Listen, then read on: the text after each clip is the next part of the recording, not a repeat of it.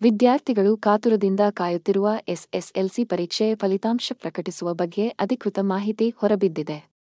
ಮೇ 2 ರಂದು ಬೆಳಗ್ಗೆ 11:30ಕ್ಕೆ ಎಸ್ಎಸ್ಎಲ್ಸಿ ಪರೀಕ್ಷೆ 1ರ ಫಲಿತಾಂಶ ಘೋಷಣೆಯಾಗಲಿದೆ.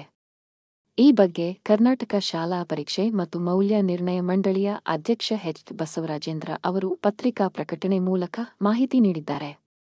ವಿದ್ಯಾರ್ಥಿಗಳು ಅಧಿಕೃತ ವೆಬ್ಸೈಟ್ನಲ್ಲಿ ಎಸ್ಎಸ್ಎಲ್ಸಿ ಫಲಿತಾಂಶವನ್ನು ನೋಡಬಹುದು. ಈ ಪರೀಕ್ಷೆ ಬರೆದ 8 ಲಕ್ಷಕ್ಕೂ ಅಧಿಕ ವಿದ್ಯಾರ್ಥಿಗಳು ಫಲಿತಾಂಶ ಯಾವಾಗ ಬರುತ್ತೆ ಎಂದು ಕಾದು ಕುಳಿತಿದ್ದಾರೆ. ಪರೀಕ್ಷೆ ಫಲಿತಾಂಶ ಯಾವಾಗ ಎಂದು ಕಾಯುತ್ತಿದ್ದ ವಿದ್ಯಾರ್ಥಿಗಳಿಗೆ ಇದೀಗ ಉತ್ತರ ಸಿಕ್ಕಿದೆ. ಎಸ್ಎಸ್ಎಲ್ಸಿ ಪರೀಕ್ಷೆ ವಿದ್ಯಾರ್ಥಿಗಳ ಭವಿಷ್ಯದ ಬಹಳ ದೊಡ್ಡ ತಿರುವು.